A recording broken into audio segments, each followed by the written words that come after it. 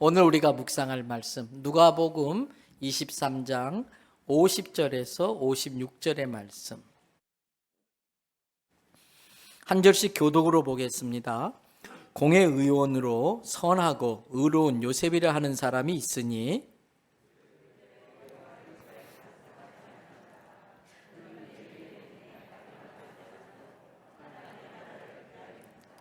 그가 빌라도에게 가서 예수의 시체를 달라 하여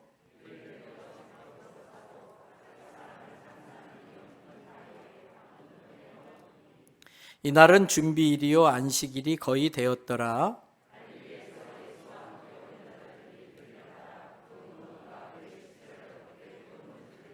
함께 읽습니다. 돌아가 향품과 향유를 준비하더라. 계명을 따라 안식일에 쉬더라. 아멘. 지난 가을에 어떤 분이 저희 집에 고구마 한 박스를 선물을 해주셔서 잘 먹었어요. 그런데 다 먹은 줄 알았더니 얼마 전에 보니까 고구마가 좀 남아 있더라고요. 그래서 그 중에 하나를 이렇게 큰 유리 그릇에다가 물을 좀 담고 그 고구마를 담궈놨어요. 어떻게 됐을까요? 어떻게 하셨어요? 와서 보셨어요? 정말 싹이 났어요. 그러더니 지금은 애기 손바닥만한 이파리들이 얼마나 많이 무성하게 났는지 몰라요.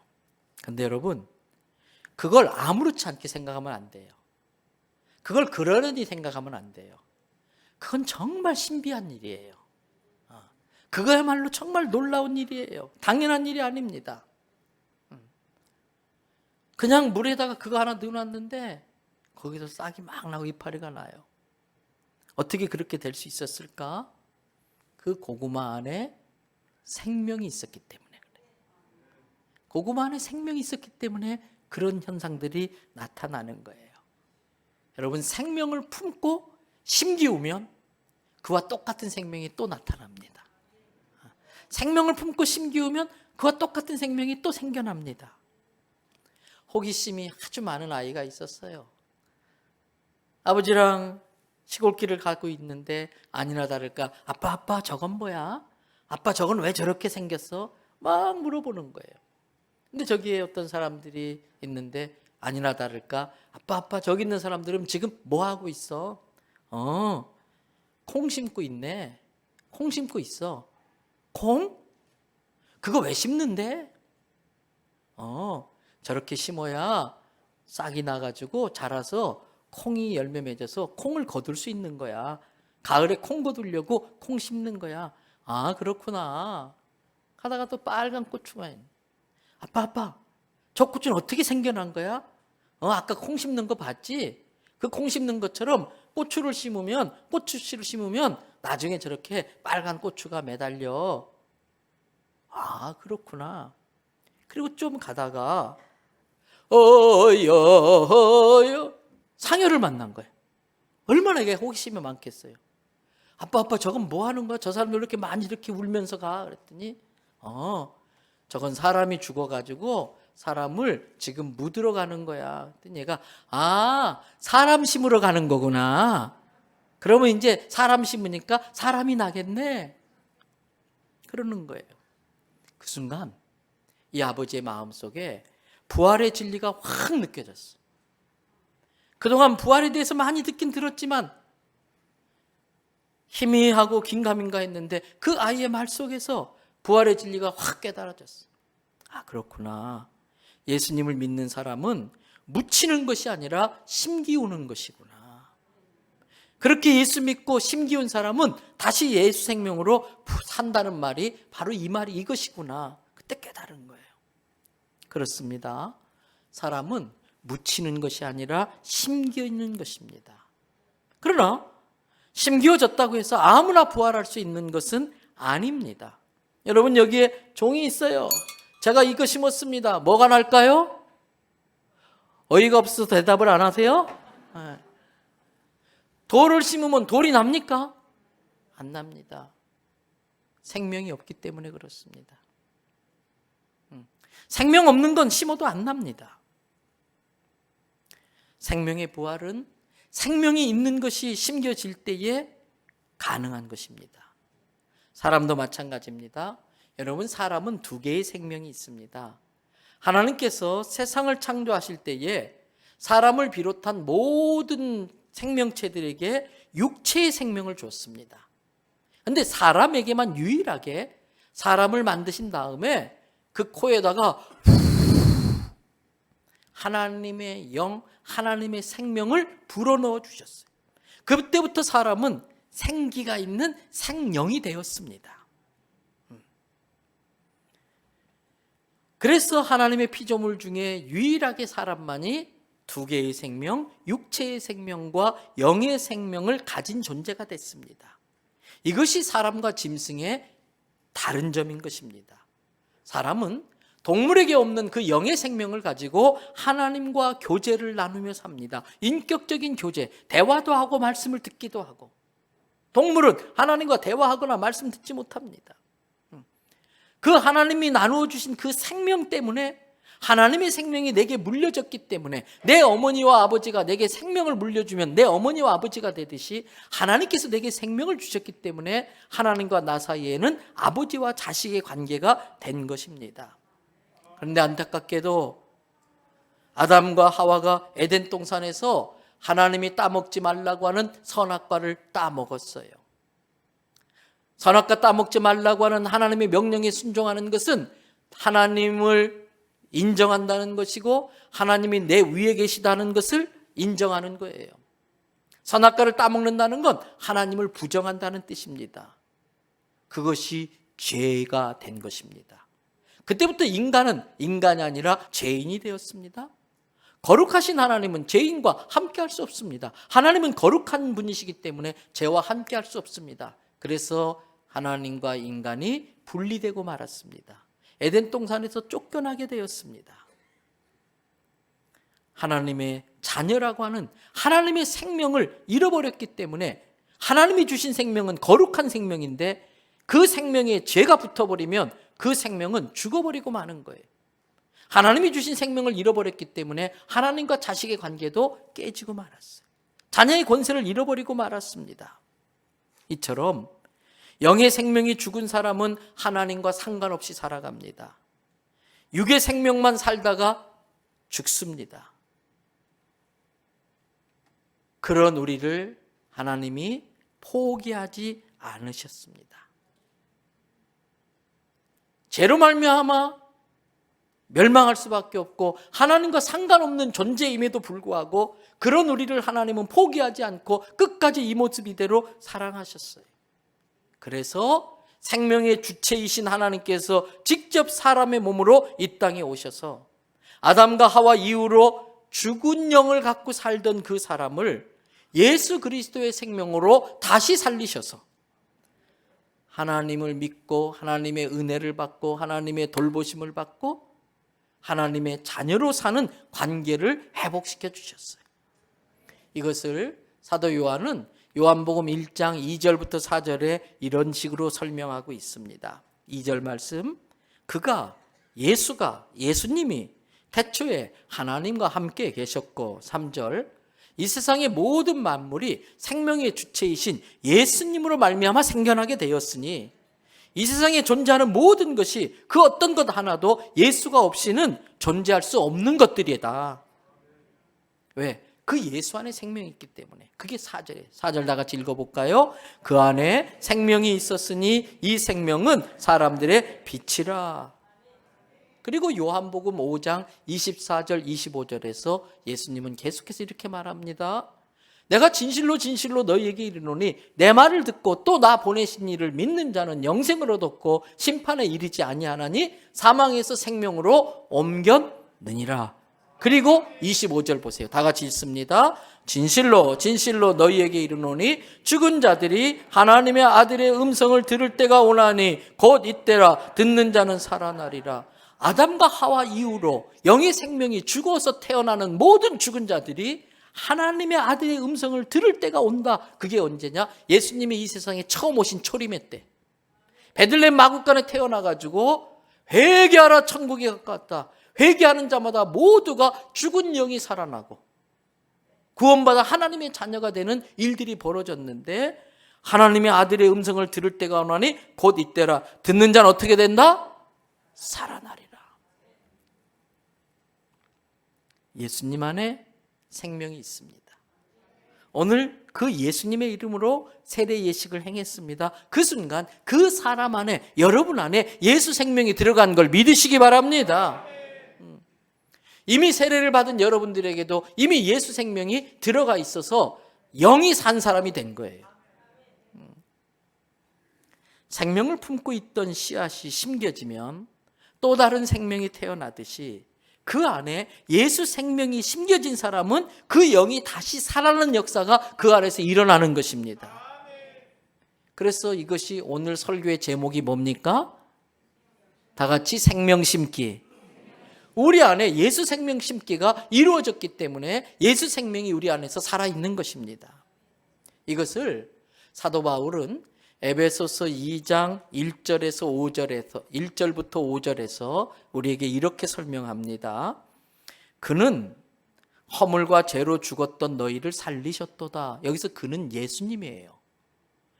예수님은 선악과를 따먹은 그 이후부터 우리는 하자 있는 인생, 허물 있는 인생, 물건을 검수하는 사람이 이 물건에 상처가 있고 어디가 깨져 있어요. 이건 불합격. 이게 허물이에요. 허물로 하나님께 불합격되어졌고 죄로 말미암아 영이 죽었던 우리를 그가 살리셨다. 2절, 그 예수를 만나기 이전에는 너희가 이 세상 가운데 살면서 세상의 유행, 세상의 가치관, 세상의 풍조를 따르고 살며 공중의 권세 잡은 자, 즉 원수마귀를 따르면서 사는데 그 원수마귀는 하나님께 불순종하는 아들들 속에서 역사하는 영이라는 거예요. 사단의 거짓말에 속아서 선악과를 따먹은 그 하와 이후에 하나님께 불순종해서 태어난 자식들 가운데 역사하는 공중권세 잡은 자를 섬기면서 순종하며 살았었던 우리들이었다. 3절, 그런 삶을 살던 예전의 우리의 모습은 그 가운데에서 우리도 육체의 욕심을 따라 지내며 육체와 마음에 원하는 것을 해서 다른 사람들과 별 다를 바 없이 본질상 하나님의 진노로 멸망당해야 될 저주받은 자들이었다. 그런데 4절, 그런 우리를 하나님이 긍휼히 여겼다. 불쌍히 여겼다. 그래서 예수, 독생자 예수님을 십자가에 못 박혀 죽이시는 정도의 그 큰 사랑으로 인하여 5절, 허물로 하자 있는 인생 되어서 죽을 수밖에 없는 우리를 그리스도를 부활시킬 때에 우리도 같이 살려주셨고, 그래서 너희는 그 은혜로 말미암아 구원을 받게 되었다. 사랑하는 대연성교회 성도 여러분, 예수 생명이 그 안에 심겨져서 영의 생명을 다시 회복하게 된 사람은 영혼을 담고 있는 이 육신의 그릇이 수명이 다하면은 못 쓰게 돼서 폐기 처분해야 됩니다. 병에 걸린다든지 또는 어떤 사고를 당한다든지 어떤 문제가 생기고 또는 수명이 다한다든지 그러면 더 이상 쓸 수가 없기 때문에 이 육체의 생명은 버려질 수밖에 없어요. 그럼에도 불구하고 그 안에 예수 생명이 심겨진 사람은 영의 생명으로 부활해서 하늘나라 저 천국에서 하나님 아버지와 영원토록 영생하며 살게 될 줄로 믿습니다. 이것을 예수님은 요한복음 5장 28절 29절에서 이렇게 말씀하셨어요. 이것을 놀랍게 생각하지 말아라. 이런 걸 이상하다, 신기하다, 어떻게 그런 일이 있으지? 이렇게 놀랍게 생각하지 말아라. 무덤 속에 있는 자가 다 그의 음성을 들을 때가 온다. 앞에서 인용했던 구절의 때는 예수님이 처음 오셔서 복음을 전할 때 그 음성을 듣는 거예요. 요한복음 5장 26절의 말씀은. 그런데 오늘 에베소서 5장 28절의 말씀은 주의 음성을 들을 때가 오는데 이것은 예수님이 재림하실 때 듣는 주의 음성이에요. 천사장의 호령 소리와 천군 천사들의 나팔 소리와 함께 예수님이 오십니다. 만왕의 왕 예수께서 오십니다. 그 소리를 들을 때가 오는데 29절 다 같이 읽어볼까요? 선한 일을 행한 자는 생명의 부활로 악한 일을 행한 자는 심판의 부활로 나오리라. 선한 일을 행한 자는 생명의 부활로 다시 살아나기 때문에 천국에 갈 수 있는 자격을 갖고 부활하지만, 예수 생명이 그 안에 심겨지지 않은 자는 악한 일을 행하다가 심판받기 위해서, 지옥의 저주를 받기 위해서 그런 부활로 나온다는 거예요. 그런데 여기에서 다시 29절 말씀 한 번 더 띄워놔 주실래요? 선한 일을 행한 자는 뭐로? 그러면 선한 일이 뭘까? 선한 일을 행한 자가 생명으로 부활한다는데, 여기서 이 선한 일은 선한 행위가 아닙니다. 선한 행위로 구원받을 수 있는 사람은 세상에 아무도 없습니다. 우리가 잘 외우고 있는 에베소서 2장 7절 8절 9절의 말씀을 보세요. 너희는 그 은혜에 의하여 믿음으로 말미암아 구원을 받았나니 이것이 너희에게서 난 것이 아니오. 뭐라고요? 하나님의 선물이라. 행위에서 난 것이 아니니 이는 누구든지 자랑하지 못하게 함이라. 선한 행위로 구원받을 수 있는 사람은 아무도 없습니다. 구원은 전적인 하나님의 은혜로, 그 하나님의 은혜를 믿음으로 말미암아 받는 선물입니다. 그래서 선한 행위는 선한 행실이 아니라, 하나님, 내가 마귀의 거짓말에 속아 죄만 짓다가 지옥에 멸망당할 죄인이에요. 근데 저는 저를 구원할 능력이 없어요. 그런데 하나님이 저를 사랑하셔서 예수님 믿고 회개하면 모든 죄 용서해 주시고 영생을 주시고 구원한다고 하는 것을 제가 믿겠습니다. 그 믿음이 선한 행위가 되는 거예요. 우리의 선한 행동이 선한 행위가 되는 게 아니라, 하나님은 그 믿음을 선한 행위로 인정하셔서 그 믿음을 보시고 구원해 주신다는 것입니다. 그래서 그 믿음이라는 선한 행위로 그 안에 예수 생명이 심겨진 사람은 육체의 생명이 죽는다 할지라도 예수 생명으로 부활해서 더 이상 아픈 일도 없고 죄의 유혹도 없고 근심, 걱정, 염려가 없는 저 완벽한 평화, 완벽한 행복이 있는 저 천국에서 영원히 사는 걸 믿으시기 바랍니다. 그런데 안타깝게도 많은 사람들이 이 예수 생명을 받아들이지를 않았어요. 왜 그랬을까? 그 내용이 요한복음 1장 5절과 9절부터 13절에 나와요. 먼저 5절을 보세요. 예수 그리스도 빛이, 생명의 빛이 이 어둠에 갇힌 자에게 비쳤는데, 이 어둠에 갇힌 자들이 이 예수 생명의 빛을 깨닫지 못하는 거예요. 그러면서 9절, 참빛 곧 세상에 와서 각 사람에게 비추는 생명의 빛이 있었지만, 10절, 그가 세상에 계셨는데도 그가 세상에 계셨으면 세상은 그로 말미암아 존재할 수 있는데, 세상이 자기들을 존재하게 만드는 그를 알지 못했다, 깨닫지 못했다. 그래서 11절, 자기 땅에 오셨는데도 자기 백성들이 영접하지 않았다.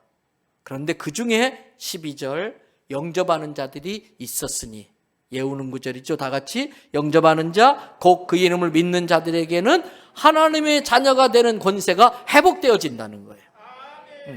13절, 이러한 일은 이스라엘 백성이라는 혈통으로 되는 것도 아니고, 내가 꼭 구원받을 거야, 받고 말 거야, 어떤 욕정으로 되는 것도 아니고, 계획을 딱 세워서 이렇게 하면 구원을 받겠지, 사람의 뜻으로 사람이 계획한다고 되는 것도 아니고, 오직 하나님께로부터 예수 생명을 다시 받은 자만이 가능하다는 거예요. 그런데 왜 사람들은 그 예수를 받아들이질 않았을까? 예수님을 십자가에 못 박을 때에 예수님을 십자가에 못 박은 공모자들이 있었어요. 그 사람들을 보면 왜 예수님을 생명으로 받아들이지 못했는지를 알 수 있습니다. 첫 번째가 기득권자들입니다. 대제사장들과 바리새인들과 서기관들이에요. 그들의 교만 때문에 예수를 구주로 인정할 수가 없었어요. 율법을 다 지켜야지, 우리처럼 율법에 정통하고 율법대로 살아야지, 저 예수는 자기가 하나님의 아들이라고 하나님을 망령되이 여기지 말라는 율법을 어겨, 저런 게 무슨 메시아야. 메시아가 저렇게 어린 낙이 타고 와? 백마 타고 빵빠레 울리면서 왕으로 와야지, 메시아가 왕궁에 태어나야지, 저런 베들레헴 마구간에 태어나? 아이, 저게 무슨 메시아야. 그들의 교만 때문에 예수님을 받아들이지 못하고, 그 예수 때문에 자기들의 기득권이 빼앗길까 봐, 섬김받는 자리에서 쫓겨날까 봐 예수를 십자가에 못 박아요. 예수님은 섬김을 받으려고 오신 분이 아니고 섬기러 오셨다고 가르치니까 섬김 받는 자리에 있는 자들이 그게 싫은 거예요. 또 두 번째, 백성들의 무지함이 예수님을 십자가에 못 박고 그 생명을 거부해요. 이 백성들은 뭐가 뭔지도 몰라요. 종교 지도자들인 대제사장들과 바리새인들과 서기관들이 조종하는 대로 그냥 따라가요. 왜? 무지하니까. 성경의 무지하면 이단을 쫓아가는 거예요. 하나님의 말씀에 무지하면 거짓 선지자가 강단에서 하나님 말씀을 가지고 장난질을 해도 모르고 그냥 다 따라가는 거예요. 집안 살림 다 거들나는 것 같다. 이단에 막 갖다 바치면서. 며칠 전만 해도 종려나무 가지를 흔들면서 호산나 호산나 다윗의 자손이여 어서 오시옵소서 우리를 구원하소서 외쳤던 그들이 그 종려나무 가지를 다 내팽개치고 돌을 집어들고 예수를 십자가에 막 돌을 던지는 폭도로 바뀌고 말았어요. 무지하면 폭도가 되는 거예요. 여러분, 광우병 사태대로 그게 사실이었다면, 그때 MBC에서 보고한 그 광우병 사태가 사실이라면 여기 있는 사람 대부분이 지금 머리가 스펀지처럼 구멍 뻥뻥 뚫려서 다 죽었어야 돼. 그런 것에 무지하면 가짜 미디어, 가짜 뉴스 퍼뜨리는 것에 우리가 다 휘둘려서 나도 모르는 사이에 예수를 십자가에 못 박는 일을 할 수가 있는 거예요. 때문에 진리 가운데 서시기를 바랍니다. 무지하면 안 돼요. 진리에 정통한 자가 돼야 돼요. 세 번째로, 빌라도의 비겁함이 예수를 십자가에 못 박았어요. 로마의 총독 정도 되면 엘리트 중에 엘리트입니다. 빌라도는 공부도 많이 했고 철학도 알고 사상도 알고 또 전문가니까 예수를 붙잡고 한 5분만 치조해보면 예수님에게 죄가 없다는 걸 바로 알았어요. 그래서 이 사람은 십자가 사용할 일을 저지른 적이 없다. 풀어주겠다. 그랬던 빌라도예요. 그런데 백성들이 예수를 십자가에 예수가 왕이라는데 당신이 이 예수를 살려두면 로마의 왕을 부정하는 게 된 겁니다. 우리는 그것을 로마에 고발할 겁니다. 빌라도가 기겁을 해가지고 진리를 알되 진리를 지키지 못하고 정의를 알되 정의대로 살지 못하고 자기가 앞으로 출세할 길에 이 자기가 통치하는 지역에 밀란이 일어나면은 폭도들이 일어나면은 자기 그 캐리어에 오점이 생기니까 승진을 못하니까 알았다. 니네들 하고 싶은 대로 해라. 예수를 내줘버리고 말았어요. 그 비겁함이 예수를 죽인 거예요. 그런데 2000년이 지난 지금 여전히 우리도 같은 이유로 예수를 십자가에 못 박고 있어요. 우리도 똑같은 이유로 예수를 십자가에 못 박고 있어요. 내 속에 아직도 교만이 있어요. 그래서 어린아이 같은 믿음으로 예수 그리스도를 받아들이지를 못해요. 어린아이 같은 믿음으로 성경 말씀을 믿지 못하는 교만이 내 속에 있어요. 두 번째, 하나님의 사랑과 하나님의 구원의 그 계획에 대해서 무지함 때문에, 진리인 하나님의 말씀에 대한 무지함, 하나님이 우리를 얼마나 사랑하시는지 하나님의 마음을 헤아리지 못하는 그 무지함 때문에 예수님을 통해 오는 하나님의 사랑을 우리는 거역하고 예수를 지금도 못 받고 있어요. 세 번째로, 진리는 알지만 마음은 원이로되 육신이 약하여 안 예워도 되는 이 성경 구절은 그렇게 잘 예워가지고 진리는 알지만 진리대로 살다가 내가 불이익을 당할까 봐 빌라도가 자기 그 총독 자리 지키고 싶어서 진리인 예수님을 외면한 것처럼, 정의를 외면한 것처럼 내 자리 지키려고 말씀대로 살지 못하고 비겁하게 살아가는 우리의 모습이 여전히 예수님을 십자가에 못 박을 수 있습니다. 이것은 예수님의 부활에 대한 대해서도 마찬가지입니다. 부활을 믿지 못하는 이유가 뭘까? 그것은 하나님의 전능하심을 믿지 못하는 교만 때문에 그래요. 조금만 겸손하면 하나님이 계시다는 걸 다 알 수 있어요. 조금만 겸손하면. 그래서 이러한 꽃들을 봐도 그냥 지나치지 않고 어떻게 꽃이 이렇게 피었을까? 고구마 순이 어떻게 그렇게 나와서 고구마가 이렇게 막 쑥쑥 자랄까? 겸손한 마음으로 그걸 알고자 하면은 하나님께서 이미 일반 은총으로 두 가지를, 하나님이 알 수 있는 두 가지를 우리에게 심어 놓으셨어요. 첫째는 자연의 섭리 가운데, 자연의 섭리를 겸손하게 잘 받아들이고 깨달으면 내 몸뚱아리가 어떻게 작동하고 어떻게 손톱이 자라고 이것만 조금만 생각해도 하나님이 계시다는 걸 인정하지 않을 수 없어요. 그리고 내 마음속에 양심, 그 양심의 꺼리낌은 하나님을 두려워한다고 하는 증거인 것입니다. 그런데 그 교만 때문에 하나님을 받아들이지 못해요. 죽은 자를 살리시는 하나님의 놀라운 능력을 믿지 못하는 그 무지함 때문에 예수님의 부활을 인정하려고 하지 않아요. 예수님이 부활했다고 담대히 세상에 외칠 때에 놀림당할까 봐 용기 없는 그 비겁함 때문에 예수님의 부활을 믿지 못하는 것 같은 삶을 살게 되는 거예요. 여러분, 전도하다 보면 종종 그래, 내가 하나님 믿을 텐데 하나님이 계시다는 걸 나한테 한번 증명해봐. 그럼 내가 믿을게. 그럴 때 여러분들은 어떻게 하시나요? 하나님이 계시다는 걸 어떻게 증명하나요? 저는 증명할 수 있어요. 저는 증명할 수 있어요.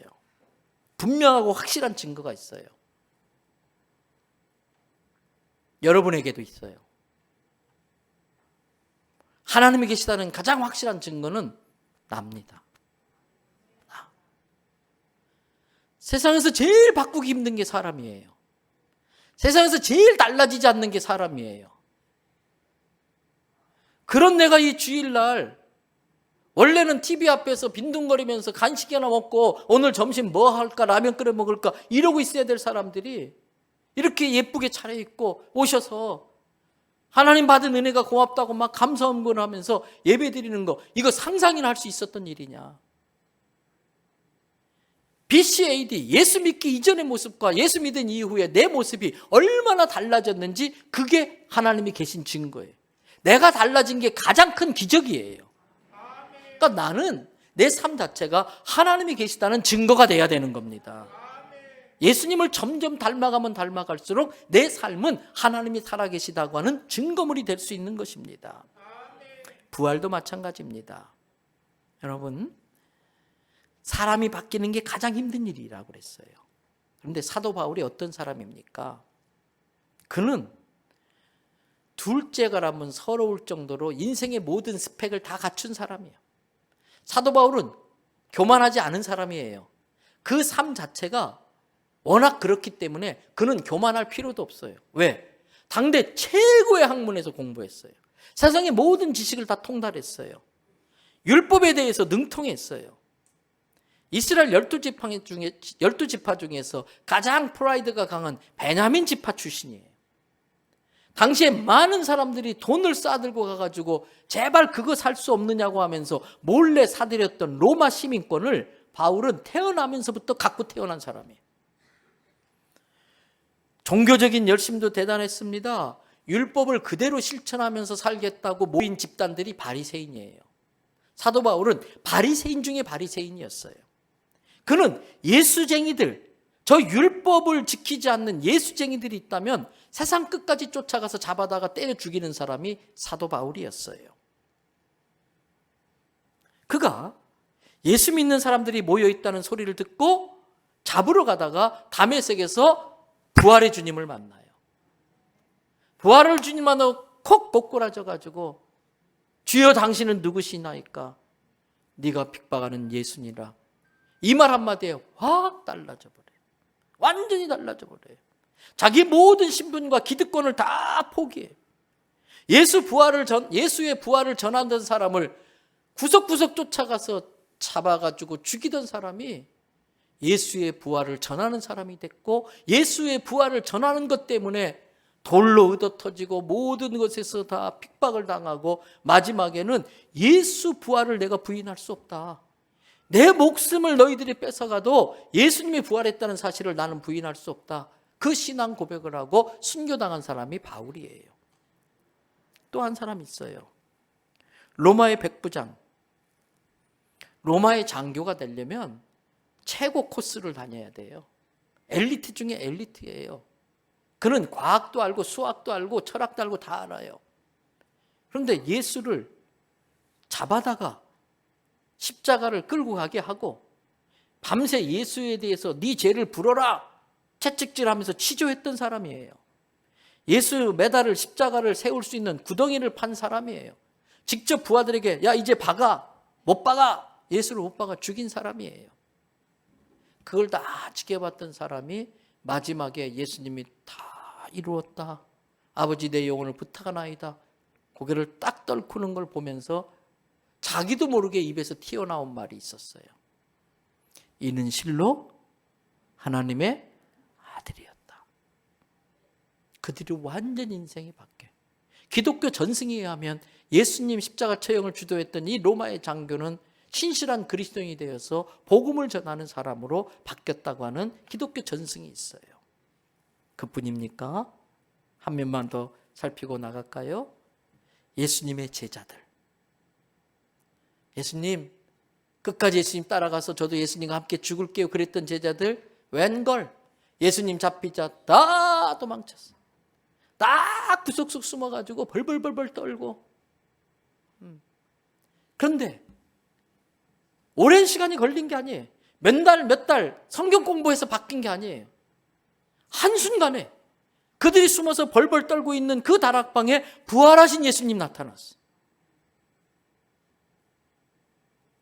그게 너무나 확실한 사실이었기 때문에 그들은 부활하신 예수님을 만나자마자 숨어서 문 꼭꼭 걸어 잠고 있던 그 문을 자기들이 스스로 열고 가가지고 자기들을 찾는 수색대, 로마 병정, 유대 병정이 자기들을 찾고 다니는 그들이 들으라는 듯이 가서 예수님 부활하셨습니다, 예수님 부활하셨습니다 외치는 사람들로 한순간에 바뀌어버렸어요. 여러분, 부활의 주님을 직접 만나지 않고는 한순간에 바뀔 수가 없어요. 예수님의 제자 도마, 야 예수님이 뭘 부활해, 내 손가락을 예수님 그 못자국 구멍에, 옆구리 창자국 구멍에 넣어보기 전에는 나는 절대 못 믿어 그랬던 도마, 부활하신 예수님 만나고 나는 이 부활의 주님을 땅끝까지 전해야겠다 그래서 인도까지 갑니다. 그 당시 예루살렘에서 인도까지 간다는 건 어마어마한 일입니다.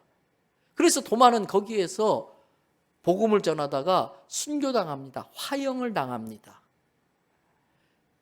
그런데 기독교 전승에 의하면은 지금 인도에 가면 도마교회가 지금도 있어요.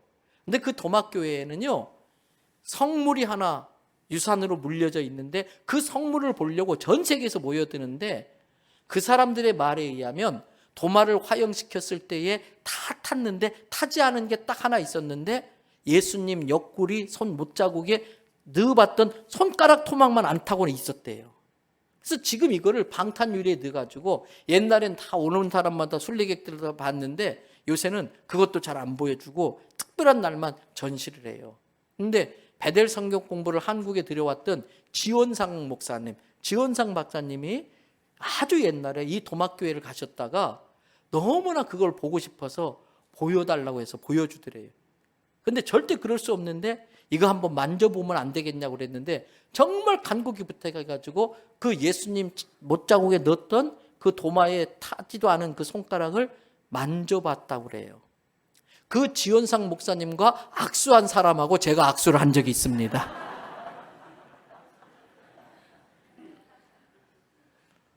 여러분, 부활의 주님을 직접 만나보지 않았다면 자기 몸이 타들어가는 끔찍한 고통 가운데서도 예수님 부활하셨습니다, 이것을 포기하지 않을 수가 없는 거예요. 포기할 수가 없었던 거예요. 가짜로 만났다면 뜨거워 알았어요 예수님 부활 안 했어요 하는데 너무나 만난 사실이 확실하니까 그럴 수밖에 그렇게 하지 않을 수 없었던 거예요. 이제 말씀 마칩니다. 사랑하는 대연성교회 성도 여러분, 예수님의 부활은 분명하고도 너무나 확실한 사실입니다. 부활의 신앙만이 인간의 모든 한계를 뛰어넘게 만듭니다. 인간의 마지막 궁극적인 한계, 넘지 못하는 절망의 벽은 죽음입니다. 그 죽음을 넘어설 수 있는 건 아무것도 없습니다. 오직 유일한 한 가지, 그 안에 예수 생명이 있어서 내가 영혼의 그릇으로 썼던 이 육체가 잘못되어지고 병들고 사고 나서 폐기 처분되어진다 할지라도 그 육체의 그릇에 담겨져 있던 나의 영혼은 예수 생명으로 새로 태어났기 때문에 나는 부활한다, 이 믿음만이 죽음을 극복할 수가 있는 것입니다. 육신의 생명은 언젠간 죽습니다. 병으로도 죽고 사고로 깨져서 죽고 고장나서 죽고 강도 만나 칼 맞아 죽을 수도 있고, 그러나 인생은 육신의 생명이 죽음으로써 모든 게 끝나는 게 아닙니다. 우리는 두 개의 생명이 있습니다. 하나님이 주신 생명, 예수님의 생명으로 다시 태어난 영적인 생명이 우리 안에 있는 줄 믿습니다. 죽은 것 같은 고구마가 싹이 난 것처럼 예수 생명이 그 안에 심겨진 사람은 반드시 생명의 부활로 다시 살아나는 것입니다. 예수님은 요한복음 11장 25절 26절에서 이렇게 말씀하십니다. 다 같이 읽겠습니다. 예수께서 이르시되 나는 부활이요 생명이니 나를 믿는 자는 죽어도 살겠고 무릇 살아서 나를 믿는 자는 영원히 죽지 아니하리니 이것을 내가 믿느냐. 이 부활신앙 분명히 하시기 바랍니다. 그래서 길지 않은 시간에 이 자리에 계신 모든 분들이 육신의 생명이 끝나는 날을 맞이한다 할지라도 내 안에 심겨진 예수 생명으로 영생으로 부활하셔서 더 이상은 아픔도 고통도 병원 갈 일도 주사 맞을 일도 없는 완전한 행복, 완전한 평안, 완전한 기쁨이 있는, 완전한 사랑이 있는 저 하늘나라에서 하나님 아버지와 영원히 함께 살아가는 한 가족이 되기를 바랍니다. 이 자리에 계신 분들 한 분도 지옥 가지 말고 천국에서 만날 수 있기를 축복합니다.